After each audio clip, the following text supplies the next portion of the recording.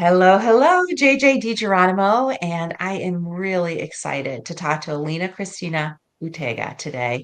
We're going to be talking about Mary Magdalene, one of my favorite Mm. energies, light workers, wisdom keepers. So, Alina, thank you so much for joining me. Thank you, JJ. It's such an honor to be here with you today. And I was actually reflecting right before this live that we have a way of getting together for new beginnings. I remember the first interview with you was in January, so beginning of this year, and we're soon about to celebrate the Mayan New Year tomorrow on the 24th of July, and then the Egyptian New Year, who is very, very much, I mean, bringing the topic of Mary Magdalene with us today. She's also very connected to ancient Egypt. The Egyptian New Year is on the 1st of August, so we're very close to a new beginning. Indeed, again this year. So, tell us a little bit before we jump into Mary Magdalene and your immersion program. Tell me a little bit about the why the Mayan calendar, the Egyptian calendar, why is it different than maybe the calendar we experience, or can you shed some light on that calendar? Mm-hmm. Well, I'm not an expert, I have to say, in the Mayan or Egyptian calendar, but I love to research and to look at what's happening in the world in terms of the different indigenous traditions. Mm. And I have a very good friend of mine who is a shaman from Mexico, who is very much connected to the Mayan stories and the Mayan folklore. And he can for sure tell you more. I will recommend him actually for a future show. He can for sure tell you more about the Mayan calendar.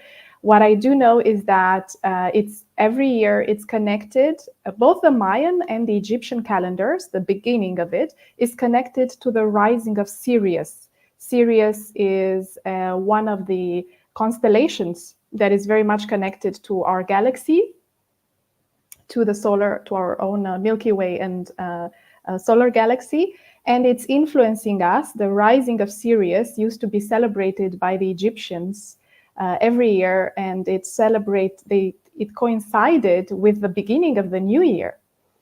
So yes, I guess we're honoring our connection to the constellations and to the stars and to how everything is connected. And I would say it is very much connected again to the theme of Mary Magdalene and the Magdalenes as a lineage, because they would be the primary, I would say, uh, keepers of the sacred codes and of the harmony and balance on earth and the connection of the earth with all the universe, with the entire That feels universe. so good. That feels so good.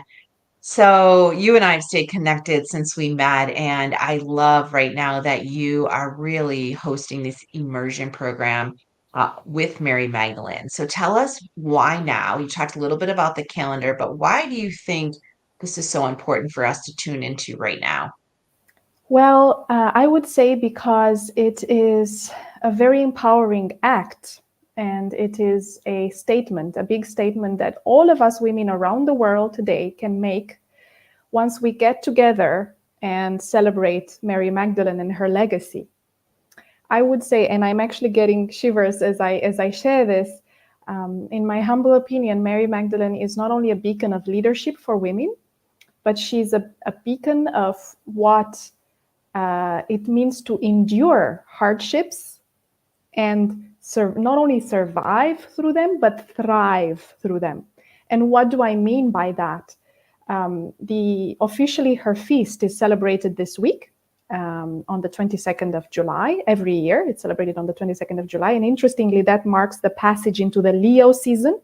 So Mary Magdalene's celebration is also coinciding with the first day of the Leo season, and it's about shining, stepping into your light, allowing your inner leader to shine out, allowing your voice to shine out, allowing your legacy to start being built one step at a time in the world as a woman, and not only.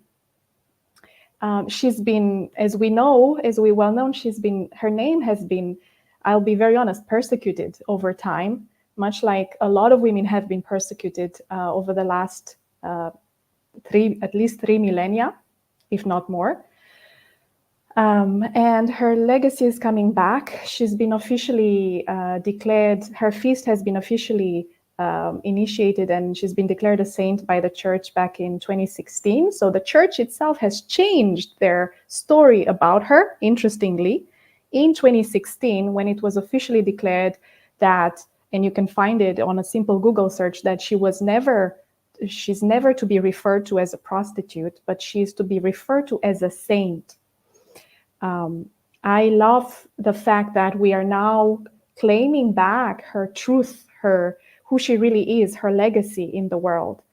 And therefore, given the fact that we are coming to a point where we're just starting to know this saint, Mary Magdalene, for like in her true legacy, we are also starting, in a sense, it coincides, her rising back into our collective consciousness coincides with us, all of humanity, women and men alike, going through a journey, a deep dive into self-awareness, into analyzing more who we really are, understanding who we really are, and creating from a conscious rather than unconscious, from the conscious self. So it's interesting as her story is happening and her coming into light again, in a sense, her story being brought back to light, her real story is coinciding with us going back into the light and claiming who we really are, understanding that our power, our true power, our sovereignty, and that we are here to create, much like she has done, a legacy of love, a legacy of impact in the world, and a legacy of positive impact, of course, much like she has created such a legacy side by side with Jesus, or Yeshua, as he was called in ancient Aramaic language. It's so beautiful. And I believe now is such a perfect time. I mean, women always need inspiration, connection, and a light to connect to. And I feel like women more now than ever with the Mayan calendar are recognizing that the world needs us.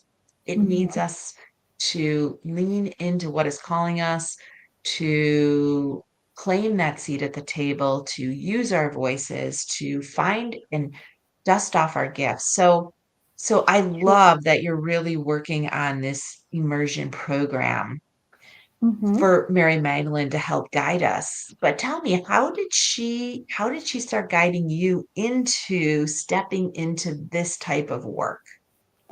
So this is a beautiful story connected, and a dear story to me, connected very much to how I stepped into the divine feminine work. So earlier this year, I shared with you that the first divine feminine guide that came into my reality in this lifetime was Isis. And Isis is an ancient Egyptian goddess of alchemy and love and transformation. And Mary Magdalene, according to all the majority of the channeled texts about her, has and is coming from a long lineage of priestesses and the lineage of the rose, as it is well known. Both her and Mother Mary, as well as the priestesses that were working in close contact with them, much like Yeshua, Jesus had his own circle of men around him. They were traveling with a circle of women around them.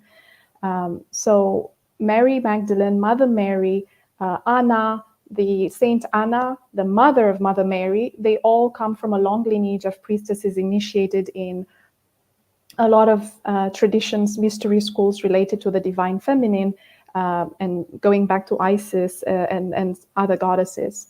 Ultimately, they stand for love and seeding love as a higher consciousness on earth right now. And they also stand for seeding, because they worked in close connection with their counterparts, with the divine masculine. They also stand for seeding harmony, balance on earth, and divine union, the coming back into balance of the feminine and the masculine. So going back to your question, she came into my reality after a few initial goddesses that came to me in my dreams, as well as I was going through my own initiatic journey. In short, I went through, my background is HR, human resources, and corporate. So going through a burnout, and at some point a very rough breakup that I had been going through, one day I started getting more interested in the work that had to do with reconciling what I had been neglecting, reconciling with my inner harmony, reconciling with my body, with bringing back into balance my body, my mind, and my soul, connecting to my soul and understanding what's my purpose and mission here. So once I began that journey, I went on a long sabbatical and really allowed myself to immerse myself, right? That's why the immersion I'm doing a lot of immersions that I'm doing right now for women, I allowed myself to immerse in all the practices and initiations and certifications that were drawing me in. And one of them had to do with Akashic Records readings. And that opened and this is how my connection started with Mary Magdalene and a series of other beautiful guides and saints. That allowed my senses to be more open and to start communing with some of these beautiful guides. Concretely, she came into my reality when I first visited Glastonbury as a beautiful site on Earth in 2019. In Glastonbury, I had a first reading connecting to, I love to do readings of not only for people, but for sites as well, for sacred sites. So Glastonbury being seen in by many practitioners and healers as the heart chakra of the earth. And it's connected very much to the lineage of King Arthur and Queen Guinevere, who themselves were very connected to the lineage of the rose, the Knights of the Round Table, and all that divine masculine lineage guarding the divine feminine and the lineage of the rose that Queen Guinevere was a part of as well. So in Glastonbury, I opened the records, I did a reading. I will never forget this. I was in the Chalice Well Gardens, which is a beautiful space dedicated to the divine feminine. And I suddenly started receiving downloads from, they call themselves the Magdalene tribe. So the Magdalene tribe, once I understood who they were, and with their beautiful loving teachings, and they supported me in choosing the next leg of my journey and understanding where I was to live on the long run. The Magdalenes are the so-called the priestesses that got initiated with Mary Magdalene and with the women that were again initiated with her. So it's a long lineage of priestesses that are now reincarnated all around the world. I'm looking at one of them now, JJ, and I am absolutely sure, because these recognitions, once you meet women that are like you, a little bit more with their antennas more open, a little bit more with their intuition more in tune, and a little bit more open to discovering their true soul purpose and also building something that is truly meaningful in these times on earth, bringing their contribution of value, you're standing in front of a Magdalene. Most of the channelers are saying that, and I'm getting shivers all over, that we are experiencing a time on earth of such exponential shifts and growth for all of humanity that there's a huge wave of Magdalenes, of ancient priestesses that have been, all of them have been incarnated right now. And if you're feeling the call, anybody who's feeling the call to read about the divine feminine, to research more about the goddesses, to take better care of their body, their heart, their intuition, is in a sense already connecting to their own Magdalene legacy. And every woman who wants to be a Magdalene is here to be a Magdalene. So simply what that means is you are doing your own inner work to clear your channels, to clear your road path ahead of you in life. You are staying grounded and humble. You're not allowing your ego to take the best of you. You are dedicated to serve love and to serve higher consciousness on earth right now. And you're also here to cultivate love in all ways in your life, in love through your work, love through your callings, love through your relationships. You are a beacon of love on earth. And you're also very connected to the earth, to Mother Earth, and to nature, as all the Magdalenes and the ancient priestesses were and still are. I feel that so strongly. I feel that so strongly. When people would ask me, what my work is, that's what I envisioned.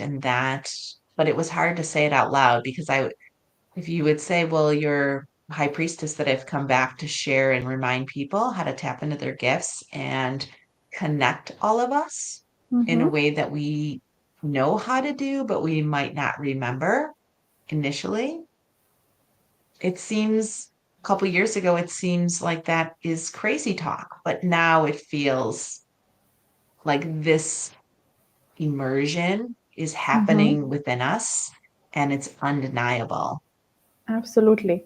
And I would add that every year when I organize this immersion around the portal of Mary Magdalene, so around the time of 22nd July, last year it was on the 20th and 21st, right before her feast.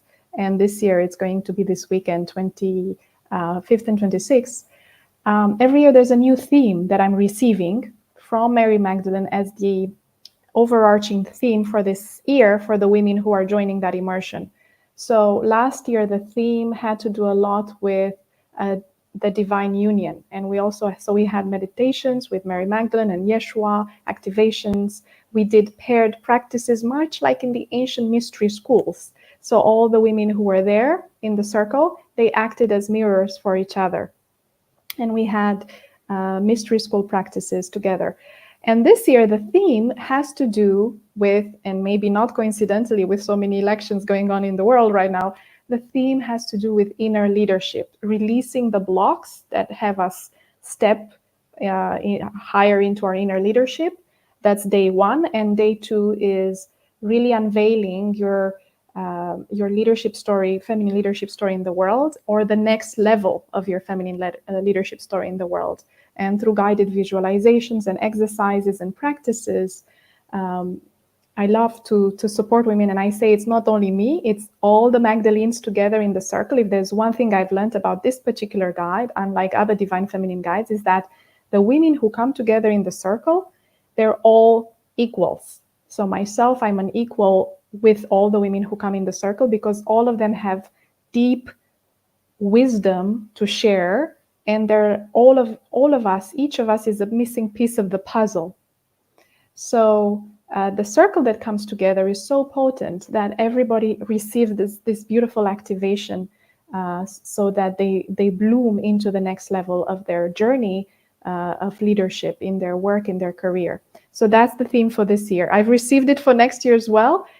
And they're very much related with what Mary Magdalene stands for, ultimately. She stands for divine love and divine union. She stands for abundance, even.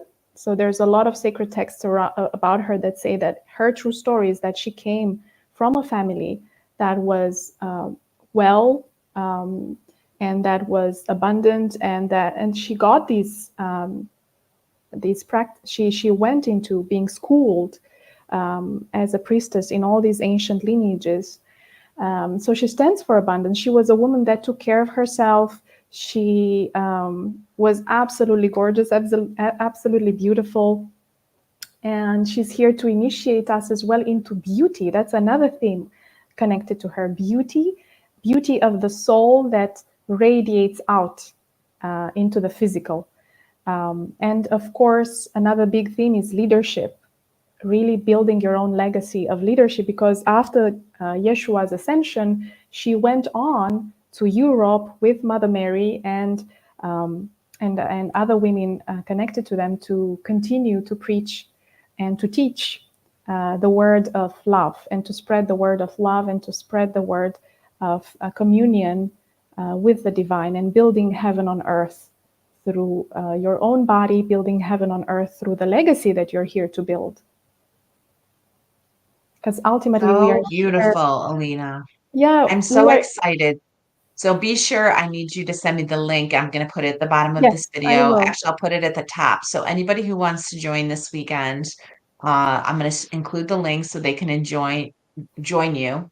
I feel like Hmm. there's really I just feel it so strongly right now. And I don't think that there's a lot of this available out there. So if you're really called to do this, hopefully you'll join. And if you're listening to the recording after, can they reach out to you directly? Absolutely, absolutely. And there's one more thing that I wanted to share is that I'm very happy to share with the ones joining all my library of resources on Mary Magdalene, because if there's one thing that I always do is that when a theme and a guide comes into my reality that I'm particularly excited about, right? Because ultimately we grow, we expand by following our soul's joy, our light, our heart's Mm. joy.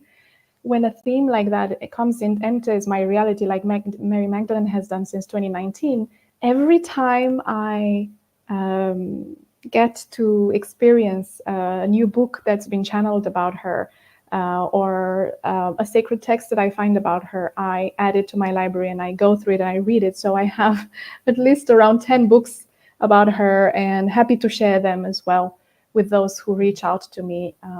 Whether you are part of the immersion or not, I'm happy to share more resources if you would like to dive deeper into this topic that is calling a lot of us right now. And it's not only calling women, I would say it's calling men to the remembrance that these lineages of priestesses that were here as the sacred gatekeepers to earth harmony, they had a whole line of knights around them. So, a whole lineage of men that were honoring and gatekeeping the access to the divine feminine. So, a lot of men are now waking up to not only connecting to their inner feminine, connecting to their sacred heart, but they're waking up to the fact that they feel the need to honor the feminine, honor the earth, honor women in their lives. So those are the sacred knights that are waking up nowadays to their ancient legacy as well. And they are also here to contribute to and build the new earth, to create their own legacy of love in this lifetime. So I want to just quickly share this in the end because it's so important that we honor both, both the divine feminine and the divine masculine. As Mary Magdalene and Yeshua, they're always together. So yeah. I am so honored that you're in my network. I'm so honored to share your work and highlight the immersion program for this year and future years. And if you're listening and you are connected to Mary Magdalene or you believe you are a Magdalene, I hope that you'll reach out to Alina. She not only has the mystery school, but she also resides primarily in Portugal and has amazing retreats. So, Alina, thank you so much for joining me again and Thank you, sharing this JJ. wonderful opportunity to remember. Thank you, JJ. It's always a joy to be here with you. Mm, I love it. Thank I you. love it. Thank you. We'll see you here again next time.